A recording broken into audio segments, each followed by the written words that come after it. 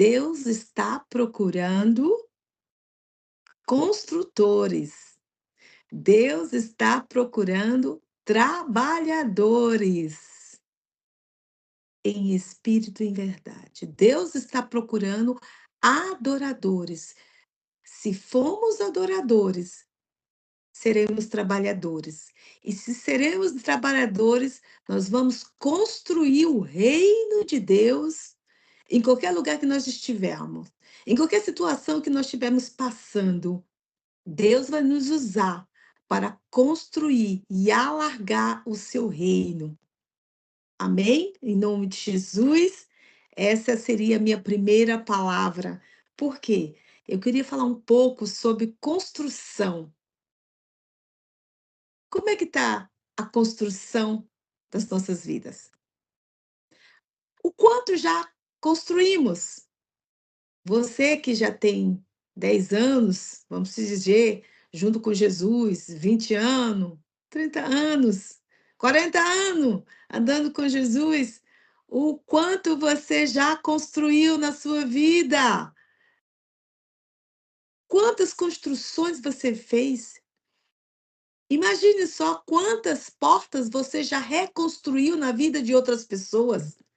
Imagine só quantas coisas você já plantou na vida de outras pessoas.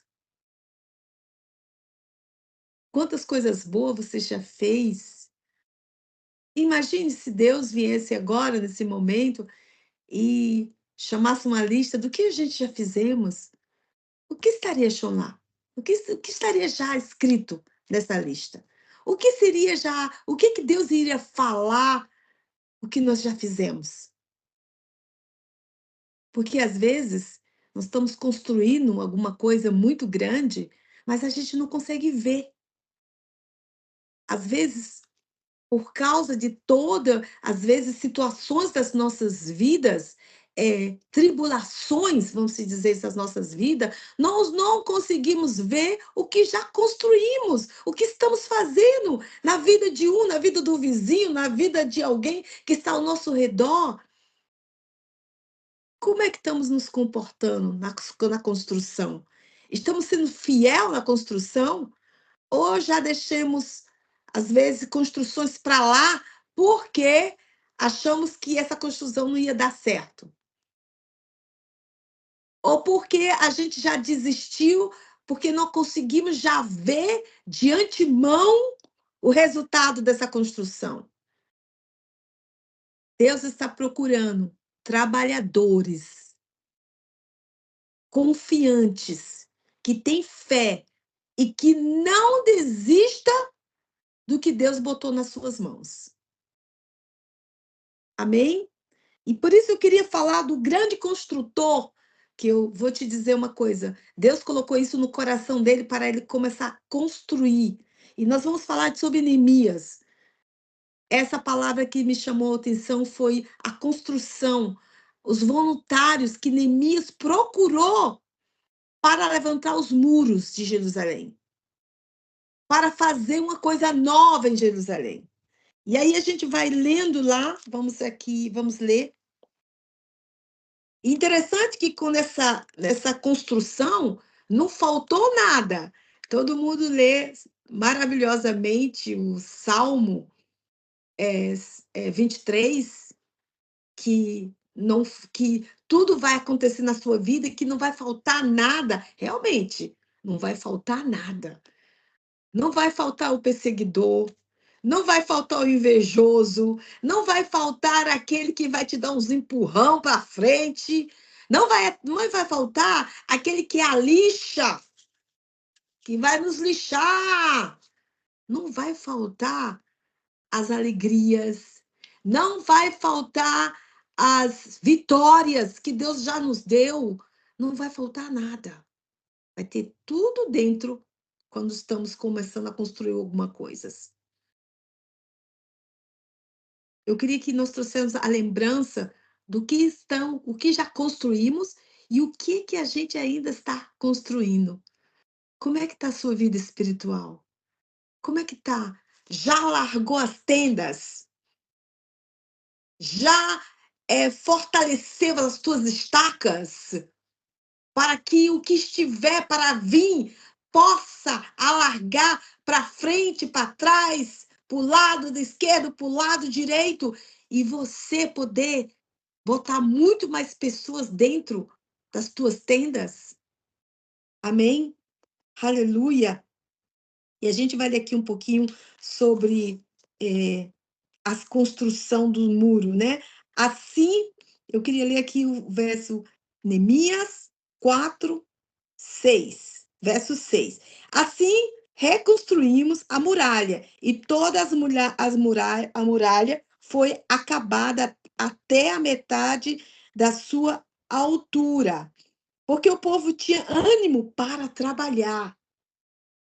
Mas quando Sambalate, Tobias e os Arabas, os Anonitas e os Anoditas ouviram que a reparação das muralhas de Jerusalém ia adiante e que já se começavam a fechar as brechas, ficaram muito irados.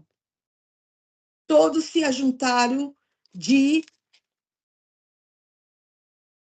comum acordo para vir atacar Jerusalém e criar confusão ali. Porém, nós oremos ao nosso Deus e, como proteção, pusemos guarda contra eles de dia e de noite. Então, os que estavam em Judá disseram: os carregadores já não têm mais força, e os encombros são muitos. Escombros são muitos, nós mesmo não seremos capazes de reconstruir a muralha. Os nossos inimigos diziam entre si: eles não ficarão sabendo, nem verão nada, até que entremos no meio deles e o matemos. E assim vamos fazer com que a obra pare. Os judeus que habitavam na vizinhança dele nos disseram 10 vezes: de todos os lugares onde moram, eles nos atacaram. Então pus o povo por família no lugar baixo, aberto por detrás da muralha, com as suas espadas, as suas lanças e os seus arcos. Depois de fazer uma inspeção, levantei-me e disse aos nobres, aos magistrados e ao resto do povo: não tenha medo. Lembre-se do Senhor, grande e terrível, e lute pelos seus irmãos, seus filhos e suas filhas, pelas mulheres e pela a casa de vocês. Amados, Deus levantou um homem. Primeiro, Deus inspirou este homem. Deus inspirou Neemias por amor de Jerusalém. Deus colocou no coração de Neemias o desejo, depois que ele escutou, o desejo de perguntar: como é que está o meu povo? Se a gente for ler lá, está lá no primeiro capítulo, né?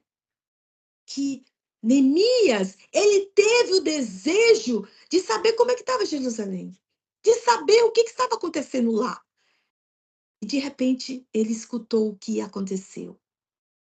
E Deus, a gente vai ler no primeiro capítulo, não foi Deus que disse assim: olha, Neemias, agora tu vai lá e constrói as muralhas e constrói o Estado e cuida do povo. Não, gente, ele por si mesmo, pelo amor que ele tinha ao seu próprio país, ele se pôs na brecha por Jerusalém.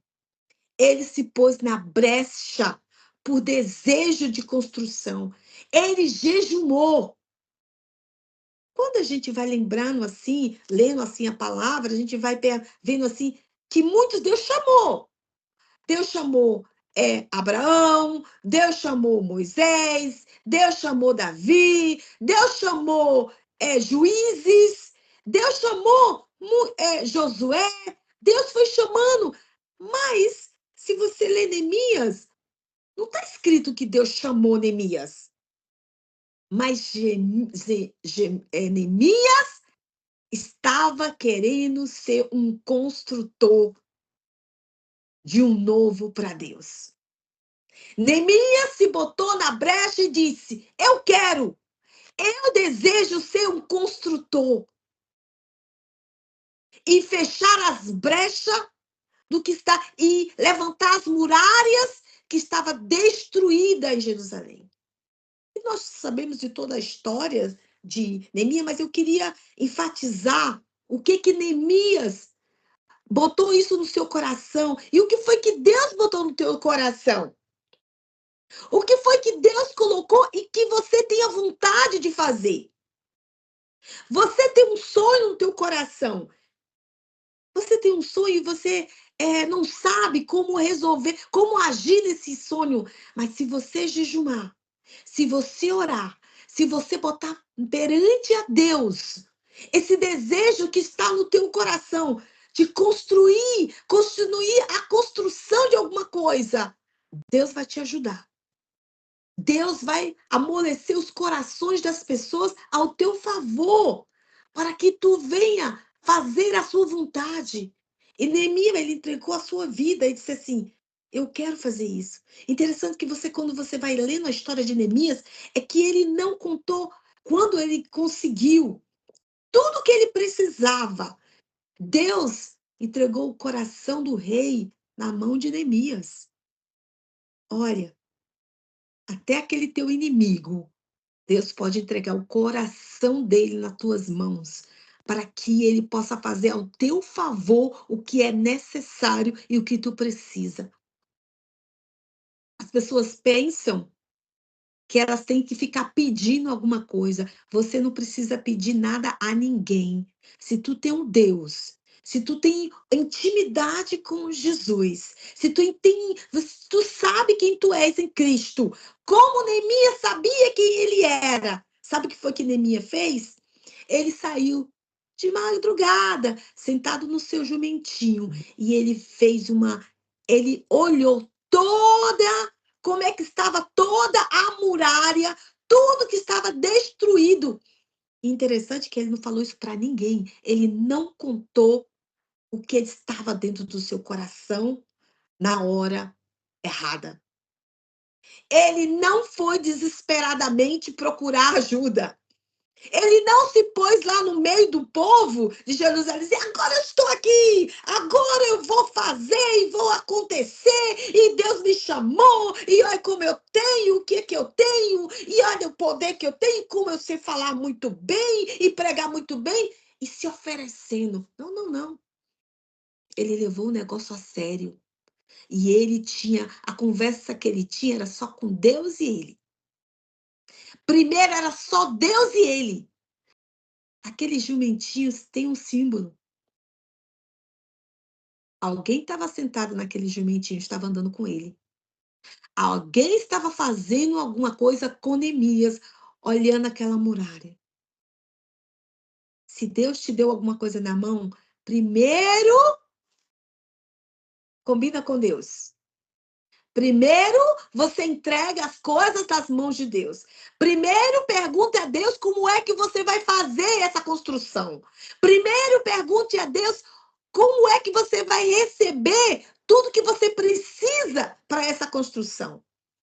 Porque Neemias, quando ele chegou lá, ele já tinha tudo preparado. E ele podia ter chegado lá bancando o bambambam, né? Mas no coração de Neemias tinha humildade. No coração de Neemias tinha sinceridade e o desejo de fazer tudo quanto Deus mandou ele fazer, sem errar nada. Então ele entregou, ele foi, e quando chegou a hora, Deus disse para ele: Neemias, eu creio que foi assim, sabe, irmão? Eu estou falando aqui no meu conjunto, eu creio que foi assim. Ele disse assim: agora está na hora, chama o povo e apresenta o que é que você veio fazer aqui. Mostra o que você veio fazer aqui. O que me ama é o coração de Neemias, essa paixão que ele não largou, ele não deixou. Neemias, ele trouxe o avivamento no meio do povo de Israel. Neemias trouxe vida. Neemias trouxe a fonte de água viva. Neemias trouxe a esperança. Neemias, você e eu, aonde nós fomos, nós temos que trazer a esperança. Nós temos que trazer a alegria. Nós temos que trazer a bonança. Nós temos que trazer o equilíbrio. Nós temos que trazer a certeza do que nós temos a fazer. Isso é um grande líder. Líder não é aquele que fica se botando em cima dos liderados. Líder não é aquele que fica achando que eu sou líder, eu sou o bispo Tatarandá, e agora todo mundo tem que se abaixar para me pisar em cima. Não. Líder, o que foi que Jesus disse? Aquele que quer ser maior é menor. Aquele que acha que pode mais é o menorzinho. E é isso que eu vi em Neemias. Neemias, ele respeitou todas as autoridades. Ele não passou por cima da cabeça de ninguém. E aí ele começou a escolher as pessoas. Ele quis fazer a reconstrução da muralha. Interessante que é que eu senti nas coisas que Neemias, a palavra tá dizendo aqui, é que ele era muito zeloso. Você está sendo zeloso pelas coisas de Deus? Nós estamos sendo zelosos por tudo que o Senhor nos botou nas nossas mãos? Porque todos que estamos aqui, nós temos uma responsabilidade no reino de Deus.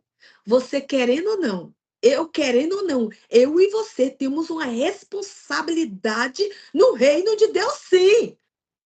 Mas você pode dizer, missionária Diane, mas ninguém me deu nenhuma responsabilidade. Missionária Diane, eu estou sentadinha ali no banco.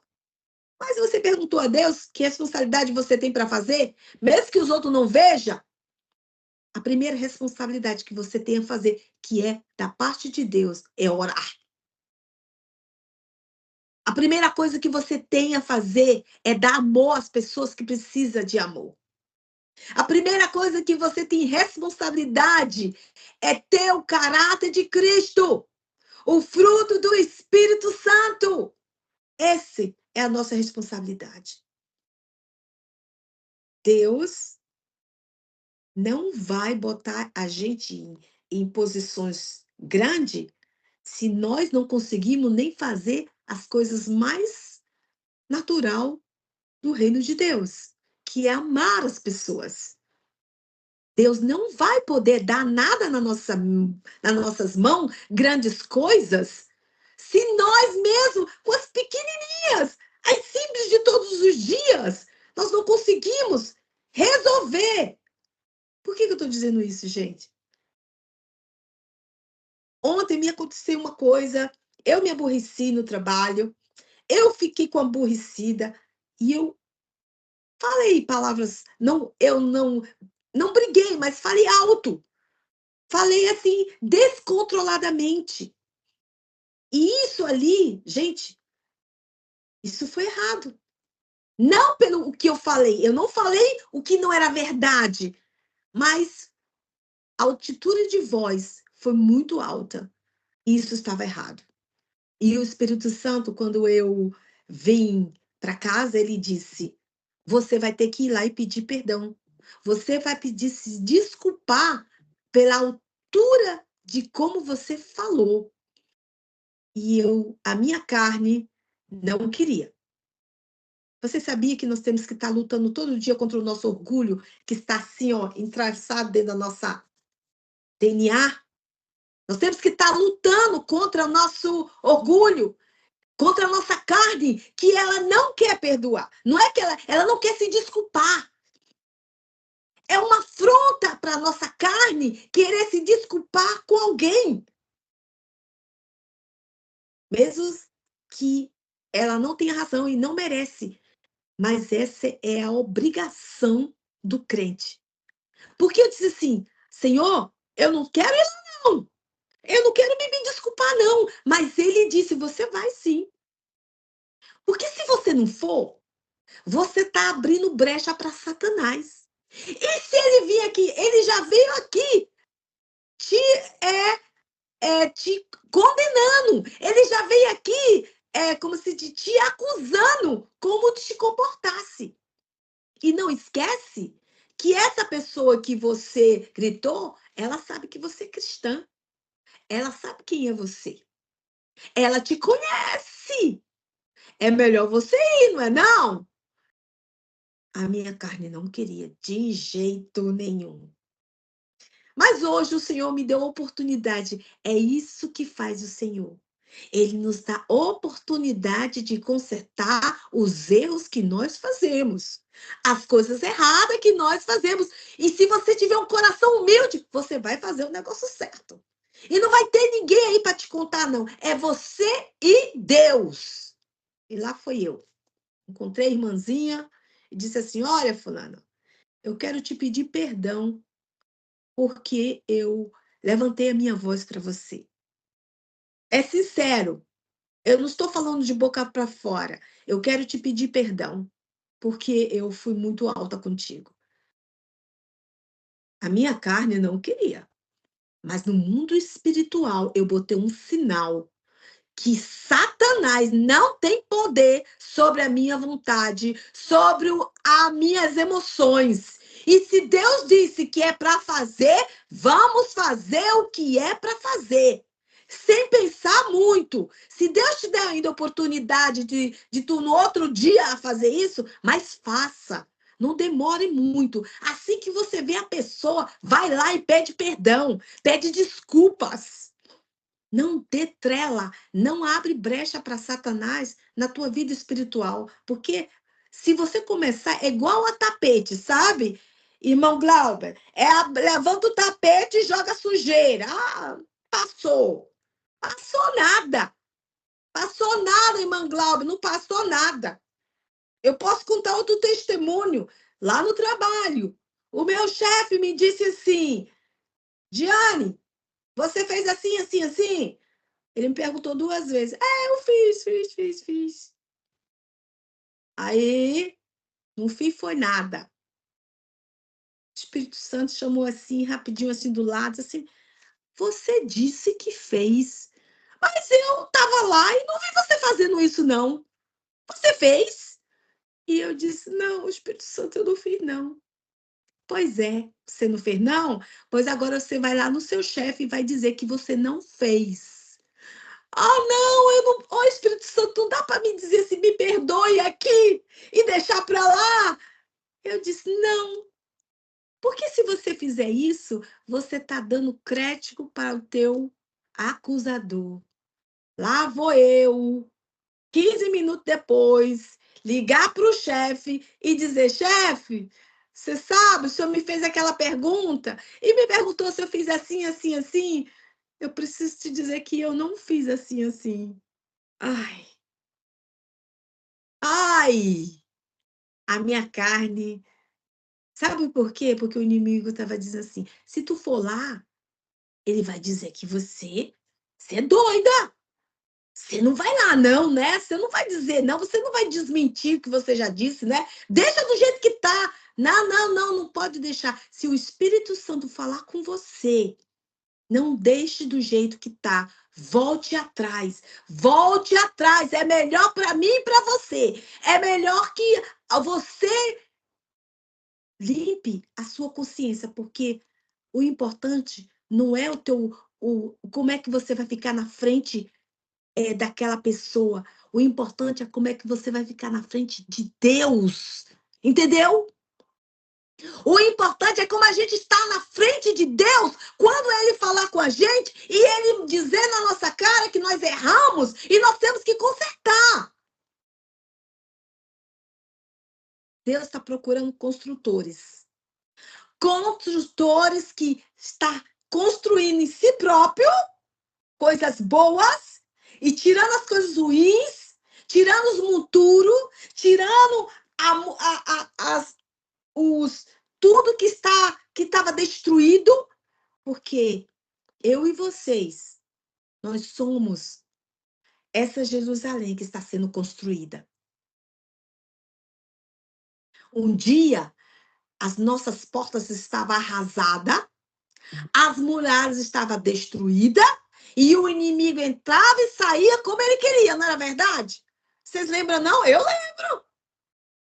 Mas um dia chegou o Neemias, o Senhor Jesus Cristo na minha vida e na tua vida, e disse: agora estou aqui. E ele deu uma volta em nós. E na hora certa ele chegou. E nós aceitamos ele na nossa casa, na nossa muralha, na nossa Jerusalém toda destruída, arrasada. E moravam, as raposas entravam e saíam. Tudo acontecia nas nossas vidas, mas aí um dia, aleluia, glória a Deus, Deus encontrou um construtor que passou pelas nossas vidas, pregou o evangelho, nós escutamos de Jesus, aceitamos Jesus e Jesus entrou e disse: agora vamos levantar as muralhas da tua vida. Vamos levantar as portas que está arrasada e queimada. E hoje, para a honra e glória de Deus, eu estou aqui, você está aí. Todos nós estamos aqui, sabe por quê?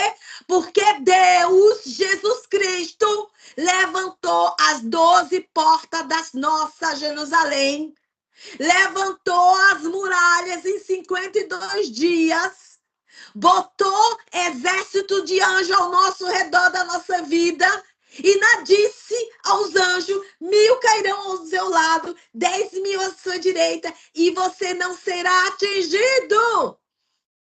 As tuas muralhas, como é que está? Eu creio que tuas muralhas estão de pé, porque você está aqui é porque as tuas muralhas estão de pé. E eu creio que as tuas portas não estão mais queimadas, porque o dono da tua vida, o dono, o Neemias da tua vida, levantou as portas, mandou construir as portas, levantou tudo e não botou os guarda. Pronto, acabou. Ninguém entra se ele não permitir. Agora o Senhor está dizendo: eu levantei as tuas muralhas. Eu arrumei as tuas portas. Agora eu quero que tu faça isso na vida de outros. Arruma as portas. Levanta as muralhas.